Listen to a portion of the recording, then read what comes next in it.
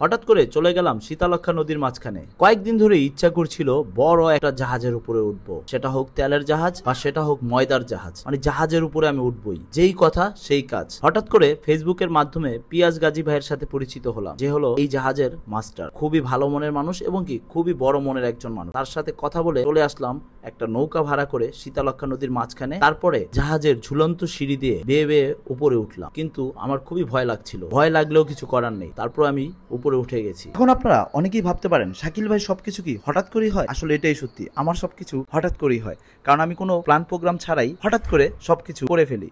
যখন মন চায় তাই করি। এই তেলের জাহাজটা মোটামুটি অনেক বড়ই ছিল। তারপরে দেখলাম সামনে একটা ভাই বসে আছে একটা পাটি বিছিয়ে, তো তার সাথে আমি হাত মিলালাম। ভাই বলল কি অবস্থা, তো বুঝতেই পারছেন ভিতরে চলে এসেছি অলরেডি। তারপরে আমি আস্তে আস্তে উপরে গেলাম। উপরে যাওয়ার পরে আরো উপরে উঠতে হবে, আরো একটু উপরে উঠলাম। পিয়াস ভাই আমার পিছনেই ছিল। আমরা এখন যে জায়গাটায় যাচ্ছি সেটা হলো কন্ট্রোল রুম, যেখানে জাহাজটাকে সম্পূর্ণভাবে কন্ট্রোল করা হয়। আমরা অলরেডি উপরে চলে এসেছি। উপরে এসে দেখি ওয়াও, চারদিকটা কত সুন্দর, চারদিকে নদী এবং কি আকাশের প্রাকৃতিক সৌন্দর্যটা খুবই ভালো লেগেছে জাহাজের উপরে উঠে। আমি আসলে ভাবতেও পারিনি এত বড় একটা তেলের জাহাজের ভিতরে উঠতে পারবো। এবং কি পিয়াস গাজী ভাই খুবই ভালো মনের মানুষ এবং কি খুবই বড় মনের একজন মানুষ। অনেক অনেক ধন্যবাদ পিয়াস গাজী ভাই।